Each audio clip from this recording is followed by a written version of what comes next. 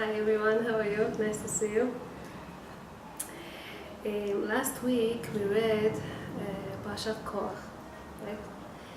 And we know that Parashat Korach, there were two ladies behind the dispute between Korach and Moshe.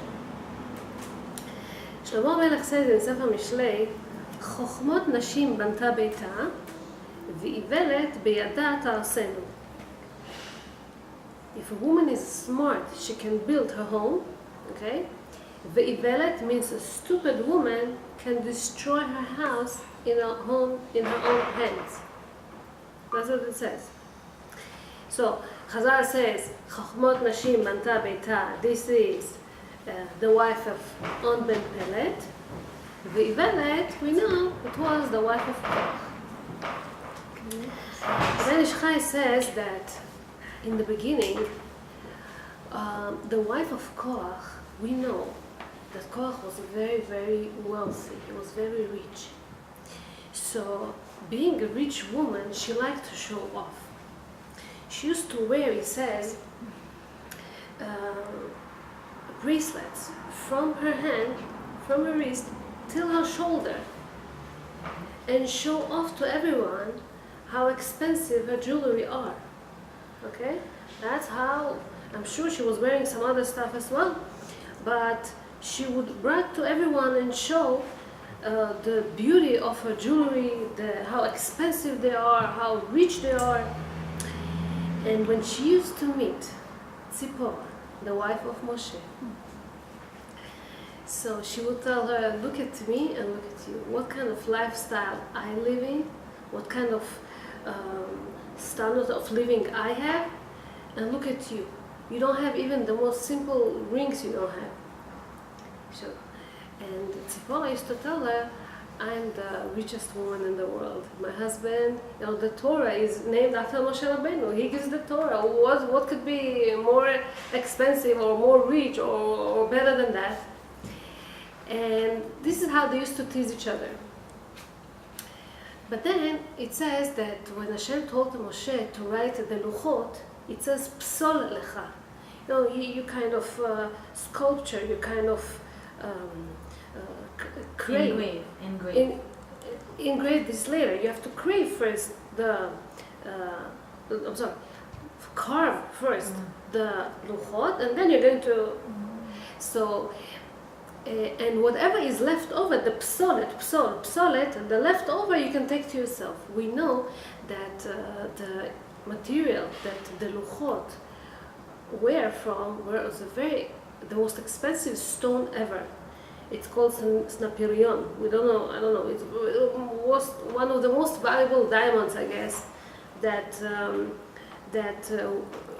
they were, and Moshe took the leftovers because Hashem told him, and he told the Tzipporah, go and make yourself a ring or something. Go to Eliav. He was an artist, and he could design something to you. So then, when she had this ring, everybody noticed. Eliav himself, he says, wow, I never saw such an expensive stone. It's the most expensive thing ever. And he was the one that advertised it all over. And so people left wife of Korach and came to Tzipporah to see how her ring looks like. So this upset very much the wife of Korach. And she got so angry. She came to her husband and she tells him, who are you? You're nothing. You're worth nothing. Because she got so jealous at Tzipporah, she started all these problems. She started to push her husband, to push him to start this dispute, and start telling all kind of stuff about Moshe, about that he made himself. He's the leader. He's the melech, the king. He made his brothers the kohanim, and his sons the vice kohanim, the vice second to him, and so on and so on. So, wife of Korach tells him, this kohanim, they get tulumot, they get masot, they get everything. And what about you? He made you bold people, you all the Levim, And nothing more than that. Basically, she was very emotional because whatever she just went through, and she tries to activate this emotion on top of him. And she tries to refer to Moshe all the bad, negative things in the world just because she's upset, and try to have all kind of anything that he does has weak, wicked, bad meaning, bad thought, negative, and so on and so on. So basically, she manipulated him, made him look like a loser, make him look like he doesn't worth anything, and showed him how she despises his position as opposed to Moshe, and presents him like he doesn't know anything. So this is when we saw that the wife of Korach didn't really care for him so much. She cared about her own thing. She was nursing her own ego, and she just put it on top of him, like, it's because of you, you don't know how to handle things, you don't know how to handle the situation. So you see also that she was talking a lot, but she didn't really do anything about this. She would just keep telling him and what to do. And Chazal said that she was intelligent. She knew things. She knew Jewish laws. She knew stuff. She was much smarter than the wife of Ben Pelet, that's for sure. She knew things, but she knew psychology. She knew how to get to her husband, how to activate him, how to make him angry, how to make him upset, how to start all this fight. But still, the Chachamim, they call her Ivelet, stupid, because this wisdom that she got didn't really help her, didn't build her husband. It destroyed him. It killed him. She lost everything because of this stupidity. I a long time ago read a story in one of I think the first book of Chaim Walder for adults. It was called Yochnesta, I think, something like that. I don't have the book anymore. I don't know who I gave it to. I just remember this story because it was very strong. So there was this lady that came from a very good family, knew a lot. She was a very good student in her seminar, in her school, and she wanted a very special man. She wanted somebody with good qualities. She wanted somebody that looks nice. She wanted somebody from a good family. She wanted somebody that, I don't know, qualities from here to there. And she was keep looking. She was very picky. Keep looking for this guy. Didn't find it. Says this no, and this to this guy no, and to this guy no, and to that guy no. And when she came close to her 30s, her father, her mother are like, no, started to push her. It doesn't go this way. She becomes almost 30 already. And then she got this, somebody suggested a guy, nice guy, nothing special, but a nice guy. He keeps Torah, he learns here and there, but very average guy. She didn't really saw something negative there, but because her parents pushed her and pushed her and pushed her, she didn't have a choice, and she got married to him. After she got married to him, she sees that, in her eyes, of course, that he's not really special. Oh, look at me, look at him. I come from such an important family. My father is wealthy. I know this, I know that, and he doesn't know anything. He's a very simple guy, very simple guy. He used to work as somebody that builds windows, profession, but nothing more than that. So in her mind, she sets him, she decides that he's a very average guy and nothing special. And this is how it screens out constant.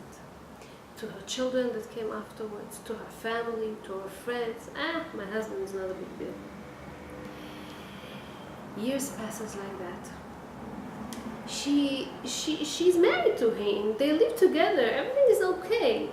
But there's no big love over there.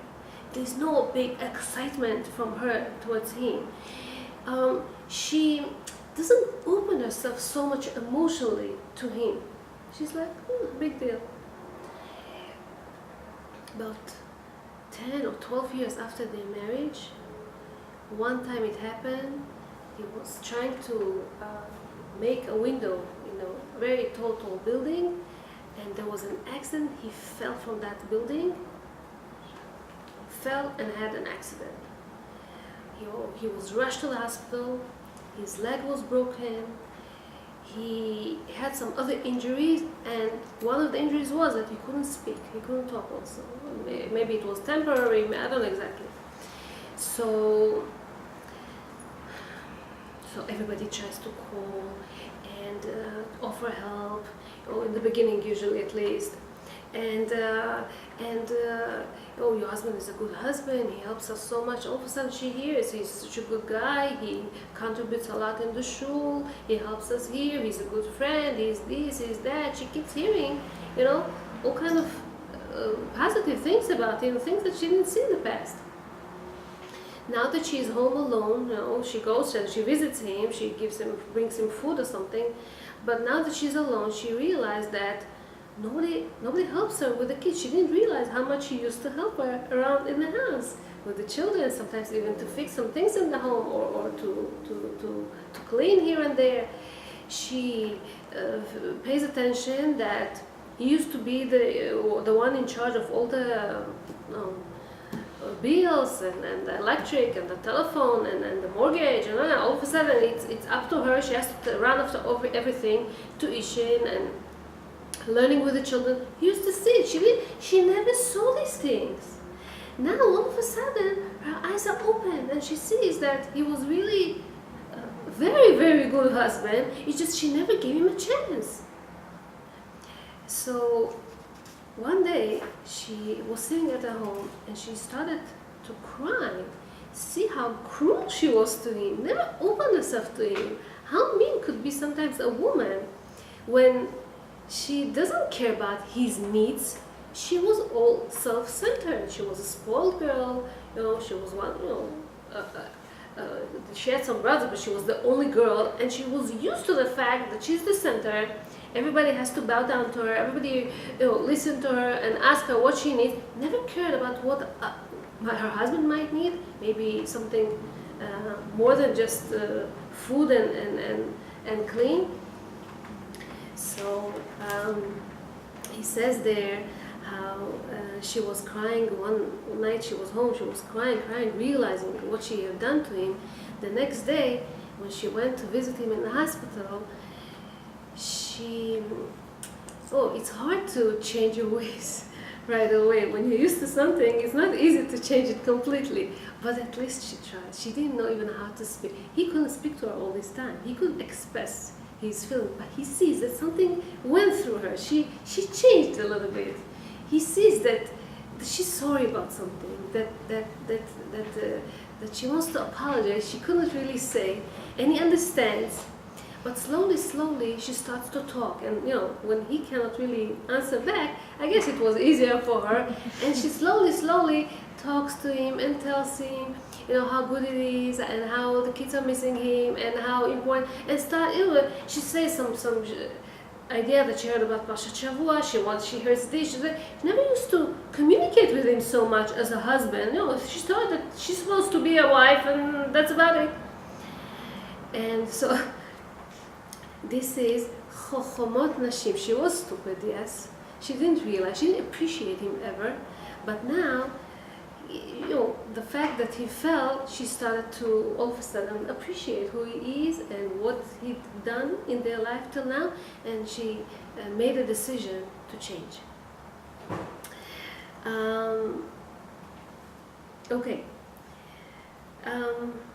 It says, when Hashem created the woman, it says, Eselo ezer kenegdo. What does it mean, ezer kenegdo? Ezer means to help. Kenegdo means against. Opposite. How does it go, ezer and kenegdo together? Right? Something that we have to understand, that men and women are very, very different. We know it. They're not the same. They're built different. They think different. or she's more emotional usually. She's usually home. She likes to take care of the things in the house. He is the one that likes to take care, usually, right? Usually that's how it is with most couples. Things outside the house. Oh, he's more logic. There are differences. Nobody says that they have to be together. They have to be the same. They have to think the same. Nobody says that. But the beauty of this is that everybody contributes to this partnership between them, and she tries to give the understanding that she can. He tries to give whatever he can, and they realizing that they are different, and that their characters are different, and their qualities are different, and this is how they will come to this perfection that's needed. There was this couple, right? They didn't get along. Unfortunately, we know a lot of couples that don't get along, but none of them decide to go for divorce. Some at least try to work on the marriage. So she learned in school, in seminar or somewhere, that he has to respect her more than himself. It says, she tells him, she keeps claiming to him, it says that, what it says, in מסכת חולין, לעולם יהיה אדם, לעולם יאכל אדם וישתה בפחות ממה שיש לו, less than what he has, וילבש ויתכסה and wear במה שיש לו, whatever he has, ויכבד אשתו ובניו יותר ממה שיש לו. Would give to his wife and to his children more than whatever he has. We know that usually that's how it is, because we have so many clothing. They don't have, look at our closet, look at his. But, so she tells him, I need clothing, and I want she likes to go and shop for clothing, brand names, if it's not brand name. How can she buy this pocketbook if it's not a brand name? How can she buy these shoes if it's not brand name? What her friends are going to think of her? And then to go very often to a restaurant, and to get entertainment here and entertainment there, and foods and stuff, and I don't know. And he tells her, but we don't have such a big budget. It's so hard. From the other side, he tells her, listen, he was a fat man. He was. And he tells her, I work physically very hard in my job, and I need to eat quality food. I need to eat. This is the emphasize. This is the a priority that we have to not to waste, but to spend money on, not clothing and stuff that are not needed. They keep arguing about this all the time. She tells him, so make a diet, and he tells her, so stop wasting money. And this is how they keep fight all the time. Rabbis and all kind of advisors and friends and relatives and neighbors trying to help, nothing helps. They decided to divorce. So sometime after the divorce, he's alone and she's alone. He's alone, so there's nobody to cook. And he's going to stand in the kitchen and going to waste time to cook to himself food. So slowly, he's not obese so much like he used to be. He used to eat a lot because he thought that he cannot live without this. But when there's no cooked meal all the time, so once he'll eat this powder, and once he'll eat these fruits and vegetables, and once he'll eat, slowly he decreases the amounts of food that he used to eat, and he lost a lot of weight. From the other side, she lives alone now. She cannot allow herself to spend so much money on designer shoes or brand name this and stuff. And so she learned, there's nobody to go out with anyway, and so she learned not to spend so much money on this thing. She's okay with whatever she wears. Looks like ideal, no? We can get married again. But no, they can't. Why not? He's a Korach. Huh? No, because throughout the years, they had so much fights about this, and she stopped appreciating, and he stopped appreciating her, and they start develop, God forbid, hatred to each other. They cannot really it was hard for this couple at least to build again bridges. But you tell me, so let's say this couple, these two people are going to marry with other people. So now he's not eating really so much, and she's not spending so much money. Okay? So in their second marriage, they can work out about these problems. Tell me the truth, if they would really, really try to work on that in first marriage, couldn't they have luck in this? They could. But in the first marriage, they were both stubborn. They didn't want to listen to anybody. They were both, arrogant, right? And so you couldn't really talk to them. Now that they got some hits here and there, now they lower their head and they're able to think about the other, not only about themselves. Sometimes, unfortunately, this is how it works. But it says not like that in the Midrash. One of the most wise person on earth living was Shlomo Melech. The most strongest person in the world was Shimshon HaGibor. And the most rich person out of all the rich people in the world was Korach. Those three amazing men, okay? And כולם נפלו על ידי נשותיהם הרעות. All of them were failed because of their bad wives. Shlomo, his wives, took him from the right direction, and Shimshon the same, he kept telling her his secret, and this is how she failed him. And so Korach, the wife of Korach, that made him get into this dispute. So, a woman is a bad woman? What is our attitude towards a woman? I heard once Rabbanit Yehoshua is talking, I don't remember which book I saw it, or I heard it, I think I saw it somewhere. She said something interesting. She said that Christianity looks at women as a bad influence on men. First couple in history, Adam and Chava. Right? So Chava made him sin. How did they translate Chava to this to English? Eve. Yeah. Why not Ava? Like Adam is Adam, and Rachel is Rachel, and Leah is Leah, and Yaakov is Jacob, because you cannot say Ya. But why Chava? It should be Ava. Why is it Eve? They know that the woman is the source of evil in the world. Judaism doesn't think that the woman is the source of evil in the world. God forbid. Yes, she sinned. Yes, she made him sin. We know that Chava, her name in Hebrew is to lachavot, to experience.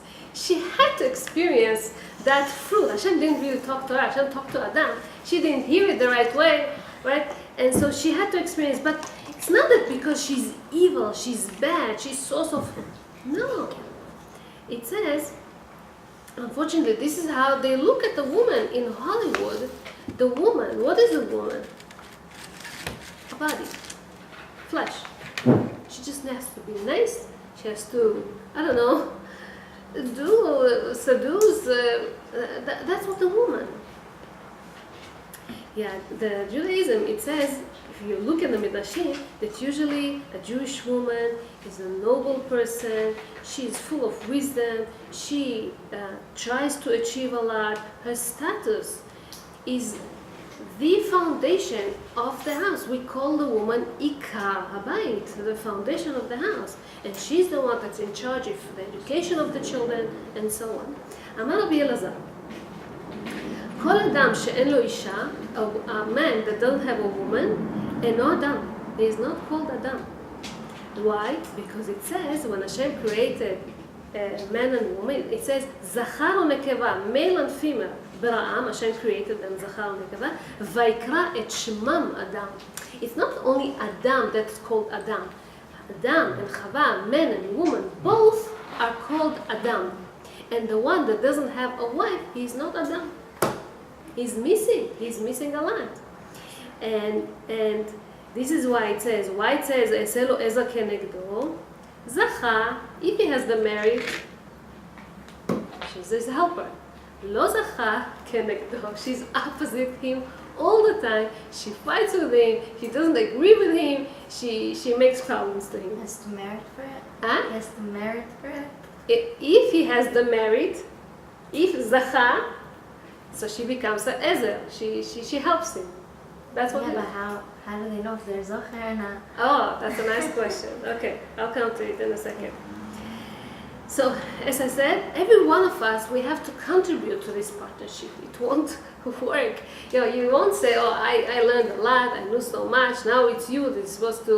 No, you have to give 100% of you into the marriage. He has to invest 100% of him in the marriage. This is when you zoche. I'll give you all kind of examples. So Rabbi Akiva says in Masechet Sotah, "Ish v'isha shezachu," if they are married, Shechina b'neihem. Hashem is between them. Hashem is with them, right? Lo zachu, God forbid, esh ochaltam. Hashem takes away His name, His presence, and there's only ash. There's only fire over there. They keep fighting. They don't agree, and the house is on fire all the time. So. As I said before, a woman has a special wisdom, Bina Yetera, and in this thing she's much higher than a man. And like it says, "ויבן השם אלוקים את הצלע," מלמד שנתן הקדוש ברוך הוא בינה יתרה באישה יותר מבאיש, more than the man. We know that woman, when guests are coming, she knows the people more than him. He could be logic, but she can see things behind the scenes. She can understand things. I want to tell you something.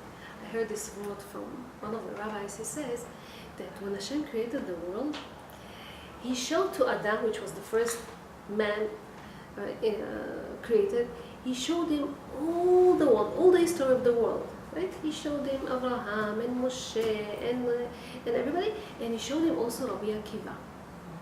So it says He saw good days, He saw bad days. But when He came to Rabbi Akiva and He saw how he died, he started crying. Hello? He saw the destruction of the first temple, he didn't die. He didn't cry. He saw the destruction of the second temple, he didn't die. He didn't cry. He saw the Crusades, he saw the Spanish Inquisition, he saw the pogroms, he saw the Holocaust. It doesn't say that he cried. Why when he saw Rabbi Akiva he cried? So he says, look at Adam HaRishon and look at Rabbi Akiva. Adam HaRishon was created, ביציר כפיו של הקדוש ברוך הוא. Hashem himself created him. He had so much potential. He could, I don't know, he had so much potential, and look what his wife did. Chava made him sin, and because of him, he made such a big sin, that he had to fix it for I don't know how many years, and we have all the problems of the world because of that. Rabbi Akiva, from the other hand, we know all the story of Rabbi Akiva. Till the age of 40, didn't even know how to read and write. Got married to this Rachel that saw so much potential in him, and she made him this great rabbi. That was all we know, that all the Torah Shebaal Peh, it's behalf of his name. How come? See, when a woman can build, and when a woman, God forbid, could destroy, could not give the courage, not give the support. So this is when he saw, and we spoke about Rachel. We said in the past how smart she knew how to make her husband to struggle, to try to learn, even though it was hard for him. And she didn't despair him. She believed in him, and this is how he became this great Rabbi Akiva. So we gave example, and also it says, let me finish with that. It says in Masechet Yevamot, Amar Rabbi Tanchum, Amar Rabbi Chanai, Kol Adam she'en lo isha, a man that doesn't have a wife, sharui belo simcha, he's not a happy man, belo bracha, no bless, belo tova, no good, במערב אמרו also, בלא תורה, without a Torah, בלא חוכמה. בלא חומה. חומה means a protection, a wall to protect you. אבל אולה אומר, בלא שלום, no peace. When a man has no wife, he's like, nothing. It's like, it's hard for him. So we spoke about the wife of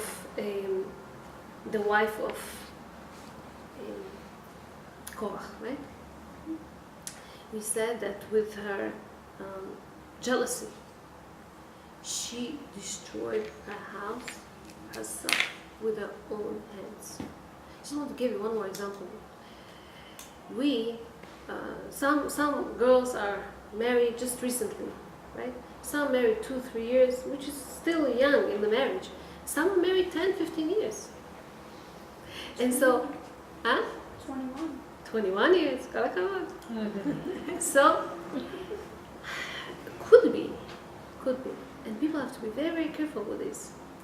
That the more people are married, the more stable they feel in the marriage. And so they are not careful so much about respecting, about supporting, about caring, not only for physical needs. Baruch Hashem, everybody can take your physical needs. We're talking about emotional support. We talk about being there. We talk about listening. There was this woman that whenever her husband used to say something and she didn't like it, she would shut her mouth and not talk. I call it qwaq. She doesn't talk, she doesn't want to express nothing. She's like, she becomes a wall. You cannot talk to her. He tries, no, so how are you feeling? So tell me what's the wrong. So tell me what's the problem. No. So when it happens once, okay, so then when it happens 2 times, when it happens 3 times, and when a woman is married for a while and it keeps coming back, so this guy went to his rabbi and he asked, what should I do? It's so hard for me, I don't know what to do. So his rabbi, he told him, okay, so you call her and ask her to come to me. Wow, this rabbi asking her to come, she never called her before. So she makes her arrangements, she makes, okay, they set a time. She goes there, she sits next to his office until she's going to be called in. And when she was called in, she sits and she waits for the rabbi to talk to her. And the rabbi, he has his big books next to him. And he sits and he learns. She waits there for 5 minutes. She waits there 10 minutes. She waits there for 20 minutes. And she feels embarrassed, like, what's going on? Why doesn't the rabbi talk to me? She's like, but she cannot really disturb him. He's learning. It's not a husband, it's the rabbi. So after an hour like that, when she felt humiliated, she felt upset, she didn't know what to do with herself, the rabbi picks up his eyes and he tells her, I guess this is how your husband feels when you don't talk to him. Okay. That's insulting. Huh? It's insulting. He wanted to teach her a lesson, and I think she did learn it. She did learn her lesson because she learned not to do it. She never thought how he feels. She thought she's going to teach him a lesson. She thought that she can educate him, right? But now, when she saw what the rabbi said about it and the way that she did that, it hit her. Like, maybe I'm wrong, maybe it's not right to do it this way. Oh, I cannot say that she stopped it in one shot, but she decreased the amount at least that she did that, or the time that she used to do that. So, let's go to the other direction. Opposite to wife of Korach, we have the wife of Ben Pelet. Ben Pelet was one of the head of the Sanhedrin, and we know that his wife prevented him to be dragged with all these people into this dispute. she tells her husband in a very logic way, so what you are going to gain from this? If Korach is right, he's going to be the president, or he's going to be the king, or he's going to be the Kohen, or whatever he's going to be. You're not going to be any of those. Who cares if it's Moshe that's the leader or Korach is the leader? You're not going to get anything from this. Why do you need this? And he told her, what should I do? I don't know. I swore that I will be with them. What should I say? She tells him, let me take care of this. So it says that she gave him some wine to drink. He drank wine and he fell asleep. And now it says something interesting. She was sitting in the opening of her tent, loose her hair, okay, and start combing her hair. So when people want to come in and to talk to On and tell him, listen, come on, we have to go, they see his wife combing her hair and like, cannot go inside because it's not appropriate. You cannot go inside. One by one, they're trying to get into his tent, and she's still standing there, sitting there, combing her hair. So they left him and continue. And by this time, after this, the earth just opened its mouth, and they were all went into earth. So we see that the wife of On, she was very realistic. She directed him. She told him, listen, you're not going. Or she asked him, what's your target? What exactly are you looking for? You're not going to be the president anyway. Get up. You don't need this. So this is how she prevented him to get into that dispute. Wife of On didn't feel uncomfortable, with the fact that her husband is not in this position or not in that position. He's smart, or he's advanced, he's this. She didn't care about this. She didn't care about his public status.